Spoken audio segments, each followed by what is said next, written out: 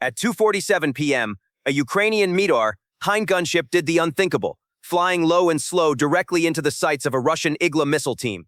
Loaded with 80 unguided S-8 rockets, the helicopter unleashed a devastating ripple of fire, not to destroy ground targets, but to bait an air defense response. Within seconds, the Russians fired, believing they had an easy kill. But what looked like recklessness was calculated strategy. The missile lost lock, the Hind survived, and the launch exposed the Russian team to a kill chain that would seal their fate just 8 minutes later. A single helicopter turned doctrine upside down. Was this the moment portable air defenses lost their edge? Before we begin, don't forget to subscribe to the channel and hit the notification bell so you don't miss any other videos. At 2:47 p.m., a Ukrainian Mi-24 Hind helicopter executed a maneuver that broke every convention of combat aviation. Instead of masking its presence with terrain or speed, it flew directly into the engagement envelope of a Russian missile team, low, slow, and seemingly vulnerable. For the Russians observing, it looked like fortune had delivered them an easy kill. A heavily armed gunship, 4 rocket pods mounted, exposing itself in daylight over a sector that had been quiet for months. From their perspective, the act was reckless, if not suicidal. Yet this was the very illusion the Ukrainians wanted to create. The helicopter's route took it over Oleski, a stretch of front line marked more by drones and occasional artillery than by decisive action. No major troop concentrations, no critical infrastructure, little to justify committing such a valuable aircraft. But the Hind pressed in at treetop altitude, carrying 4 B-8V pods, each loaded with 20 S-8 rockets. The full load amounted to 80 projectiles, each 80 millimeters in diameter, weighing 11.7 kilograms, and fitted with a 1.1 kilogram warhead capable of punching through 400 millimeters of rolled homogeneous armor. In the sky that afternoon, the Hind carried a potential storm of firepower. The problem, from a conventional view, was that the payload did not fit the setting. It was the equivalent of unleashing an NFL linebacker in a children's game, disproportionate and tactically unnecessary. Yet the Ukrainians persisted, because to the Russian observers, the appearance of irrationality was itself bait. Roughly 3.2 kilometers away, inside a building offering cover, a 2-man Russian MANPADS team had been tracking the Hind for 4 minutes through binoculars. They were armed with a 9K-38 Igla system, among Russia's most capable shoulder-fired surface-to-air missiles. The Igla, at 17.9 kilograms ready to fire, carries a 1.5-meter missile tipped with a 1.17 kilogram warhead containing 390 grams of explosive ample to shred a helicopter at close range.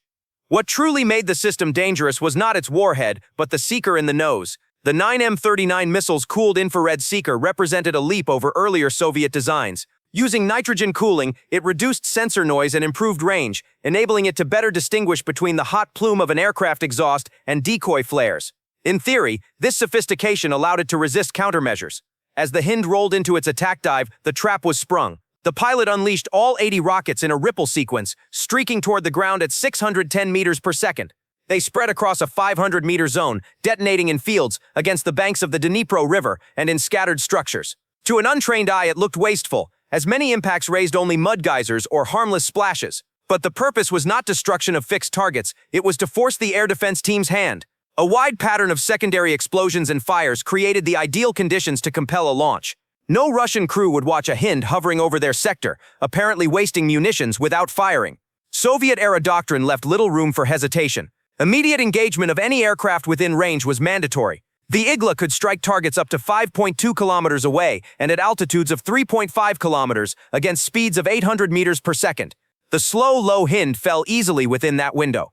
At precisely 2:48 p.m. as the final S-8 impacts burned across the ground, the Russian gunner committed. He aligned northeast and triggered the launch. The missile's solid-fuel motor ignited with a white flash, propelling it to nearly Mach 1.9.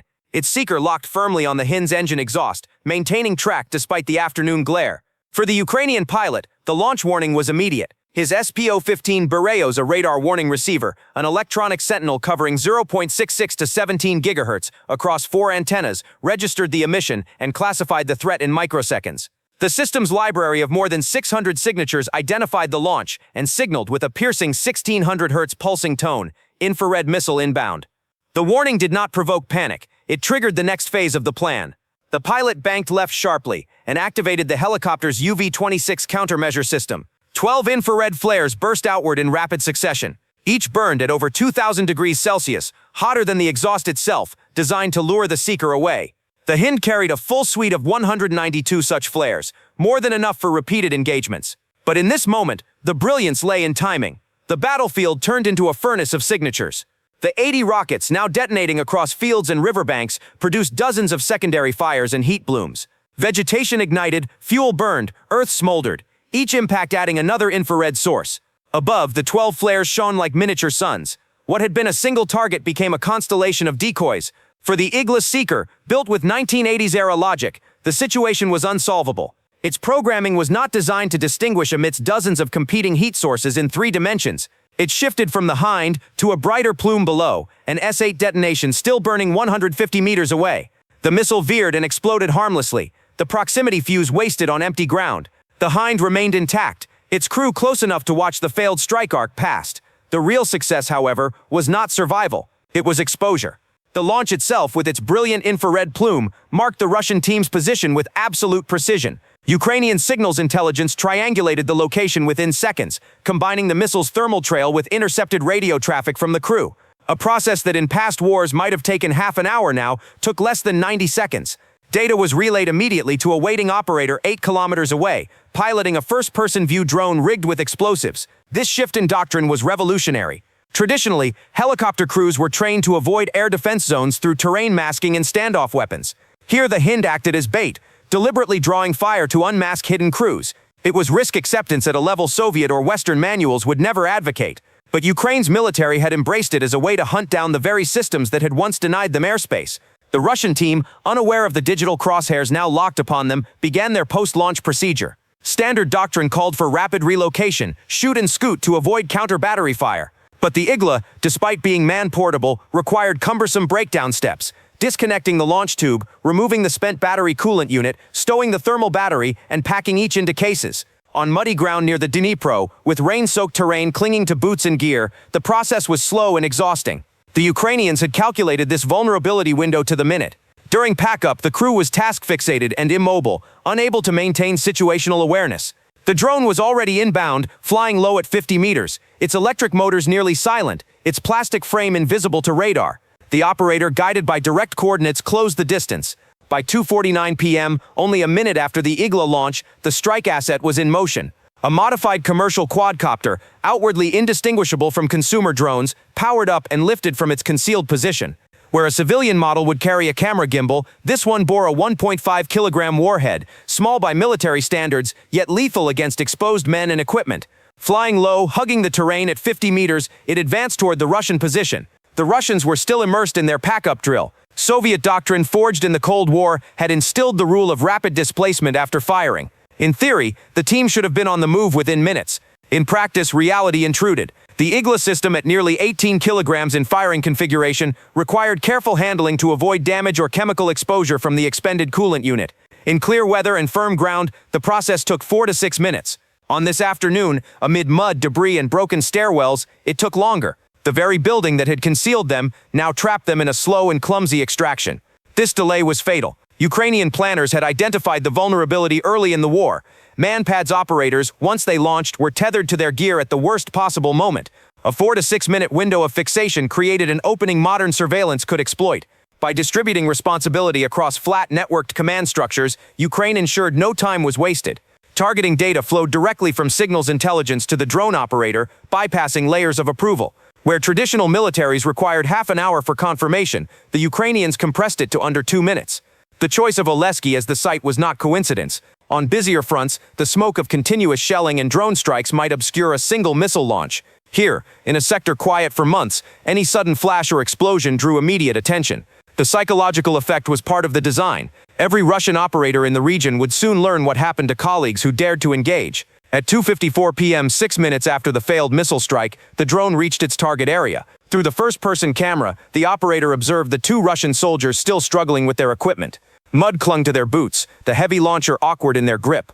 The drone approached nearly silent, its electric motors producing only a faint whine audible at close range. Radar offered no warning. Its size and altitude kept it invisible to conventional detection. The men remained oblivious until the final moments. At 2:55 p.m. Mirumai, 7 minutes after their launch, the Russians finally sensed danger. The unmistakable sound of approaching rotors, etched into memory by months of FPV attacks, reached their ears. Recognition came too late. Laden with equipment confined by mud and debris, they had no time or space to flee. The drone, already in its terminal dive, left them no margin. The operator, calm behind his screen kilometers away, made minor corrections to the flight path. He aimed not at the building itself, but directly between the men and their weapon system. At 2:56 p.m., precisely 8 minutes after the Igla's ignition, the drone impacted. The 1.5-kilogram warhead detonated, engulfing the team and their launcher in a compact but lethal blast. The trap was complete. The immediate tactical outcome was clear. One less Igla system in the sector, its crew neutralized. But the deeper effect spread within hours. Russian communications, intercepted across the region, revealed urgent orders to air defense teams. Engagements were now to be withheld unless explicitly commanded from higher headquarters. What had once been an automatic response under Soviet doctrine now carried hesitation, even fear. This hesitation mattered. Every second of delay degraded the network's effectiveness. Ukrainian helicopters could operate with greater freedom, exploiting the knowledge that operators weighed personal survival against duty. The balance of initiative had shifted. A single helicopter, armed with unguided rockets and protected by flares, had turned the tables on one of Russia's most capable man-portable systems. The operation also revealed the evolution of Ukrainian doctrine. In past wars, helicopters were treated as vulnerable assets to be preserved, shielded from air defenses by terrain or distance. Here the Hind was a lure, its crew accepting calculated risk to unmask hidden threats. It was an inversion of traditional logic. Rather than avoiding air defenses, they sought them out, knowing that survival depended not on evasion, but on exploiting the enemy's reaction. This strategy transformed the helicopter from prey to hunter. The Igla, once a symbol of danger to low-flying aircraft, became a beacon for retaliation. By firing, the Russians exposed themselves to a kill chain far faster than any Cold War planner imagined. 90 seconds for detection, 8 minutes to strike, timelines that rendered shoot and scoot obsolete. For the Russians, the lesson was brutal. Mobility no longer guaranteed safety. The very act of firing could trigger death before a team had time to escape. For the Ukrainians, the payoff was asymmetric efficiency. One helicopter risking exposure enabled the elimination of an entire air defense cell, reshaping behavior across a sector. In the broader context, the engagement underscored the integration of consumer technology with battlefield networks. A drone bought off the shelf, modified with explosives, had achieved what artillery batteries once required hours to deliver. It was precision-guided not by satellites or radar, but by the seamless fusion of signals intelligence, rapid communication, and distributed decision-making. This convergence compressed the kill chain into minutes, making every Russian operator wonder whether their next shot might be their last. By evening, Ukrainian commanders noted the change in Russian traffic. Reports filtered across networks of crews refusing to engage without explicit orders. The deterrent effect spread further than the destruction of one launcher. Entire stretches of air defense coverage were compromised, not through brute force suppression, but through psychological and procedural disruption. The final image left by the operation was stark. At 2:47, the Hind appeared reckless, flying low and slow into obvious danger. At 2:56, less than 10 minutes later, it was the Russian crew who lay destroyed. Their own missile launched the spark that betrayed them. The bait had worked perfectly, transforming apparent vulnerability into lethal deception. The destruction of the Russian MANPADS team at 2:56 p.m. concluded an operation that lasted less than 10 minutes.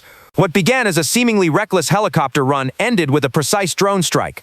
More than eliminating 2 men and their Igla, Ukraine had turned the entire logic of air defense on its head. The Igla, once a fearsome predator, became bait. By forcing a launch, the Ukrainians exposed the crew to a kill chain measured not in hours, but in minutes. Signals intelligence tracked the plume. Data flowed instantly through a flat network, and a commercial drone delivered the final blow. The Cold War tactic of shoot and scoot was obsolete. Strategically, the impact rippled far beyond one building. Russian operators, bound by doctrine to engage immediately, now faced hesitation. To fire was to risk destruction within minutes. To hold fire was to grant Ukrainian helicopters greater freedom. Intercepted orders confirmed this new caution: do not engage unless commanded. An entire defensive layer had been weakened by fear. The cost to Ukraine was minimal: unguided rockets, expendable flares, and a single FPV drone. The payoff was asymmetry at its finest, using cheap tools and calculated risk to erode a far more expensive air defense network. What once required precision bombers and long planning was now achieved by a Hind, a signals team, and a drone operator. The lesson was clear: on the modern battlefield, rigid doctrine is a liability. Adaptation, speed, and risk acceptance matter more than equipment pedigree. In this contest, Ukraine proved willing to gamble, trusting technology and initiative to invert the rules. The Russians, trapped by older assumptions, paid the price. By evening, every Igla operator along the front knew the truth. Firing was no longer just an attack, it was an invitation to their own destruction.